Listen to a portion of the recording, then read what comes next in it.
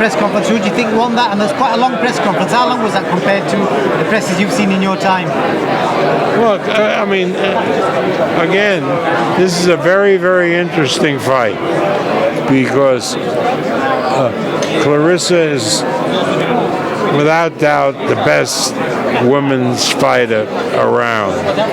But she's fighting a woman who has a very, very big punch, an extraordinary punch for a woman. You know, women only go 2 rounds. They fight in men's gloves, so it's hard for them to show their power.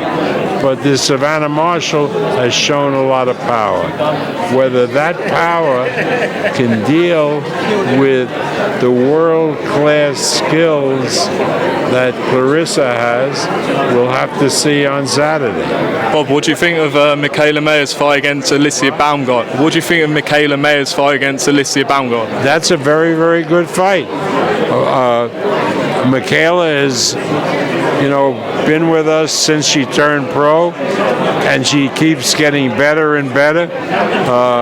She has a great coach in Mitchell, Al Mitchell, and she's a real student of the sport, and she keeps getting better. That being said, she's in with a very tough customer in this Alycia Baumgardner, but Mikaela assures me that she can handle Alycia, and who am I to doubt it? And what do you think about the beef between the two fighters, Bob? What? What do you think about the rivalry between the two fighters, Bob? Which two fighters? Mikaela Mayer and Alycia Baumgardner. Well, you know, what would you say if there were 2 men fighters in the same division, each one thinking that they're the better one?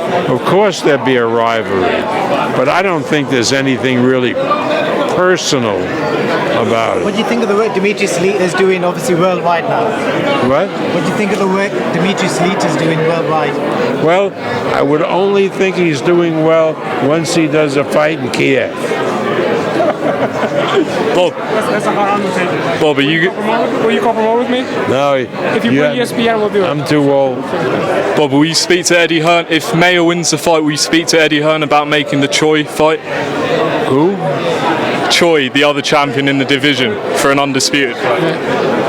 Apparently, according to Mikaela, and I think this Baumgardner says the same thing, that the Korean woman doesn't want anything to do with either of them. And if she doesn't, she doesn't.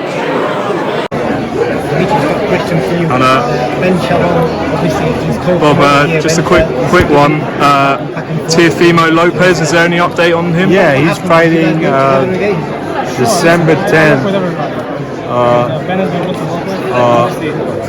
in Madison Square Garden. That's a big card for us.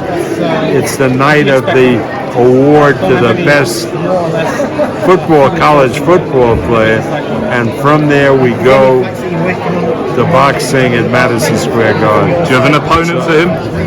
Yeah, but I don't know if the guy is signed yet, so I don't want to talk about it. Who could you send Jared Anderson in against the big boys? Jared Anderson's a young pup. He has never gone more than a few rounds because he's devastated everybody.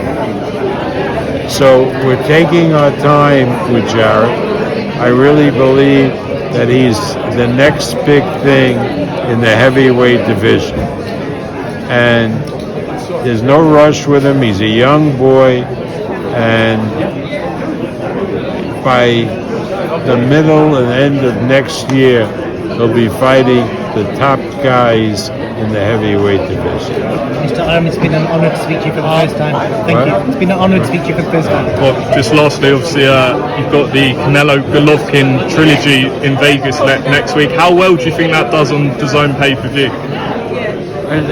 Nothing does well at the Dazn Pay-Per-View because nobody has the Dazn Pay-Per-View. Nobody knows where to find it. And the difference is that the Dazn has no platform. to advertise the fight. Unlike ESPN, where if they do it on pay-per-view, they have the ESPN network. Sky and BT over here have the network that millions of people watch. Now Dazn has a streaming service that relatively few people subscribe to. So it's very difficult for them to do anything until they build up their subscriber base. The difference is in the United States, Dazn has maybe between 200,000 and 300,000 subscribers. ESPN Plus, which is a streaming service, now has over 21 million subscribers. It's a big difference. Do you think it does 500,000 buys at least? I don't know. Again, I don't know. Is it a good fight? Yes, it's a good fight. Is it an interesting fight? Yes, it's an interesting fight. But I think it's handicapped because the distributor is Dazn. If the distributor was, say, ESPN, it would do a lot better. But again, I'm not the one to say. Dazn is putting up the money to finance this fight, and they have hope and expectation that it's going to bring in enough money so they don't lose their shirts. That's business.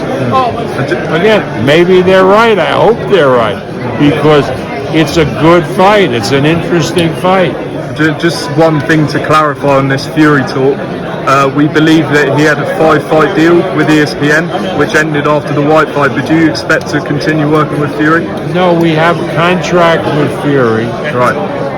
For 2 more fights that have to take place in the United States. 2 more. The contract says 1, but there's a clause in that if he wins a world title, it adds 1. So there's 2 more fights. So until those 2 fights happen, we are co-promoters with Queensberry of Tyson Fury. Thanks for clarifying that, Bob. Appreciate it.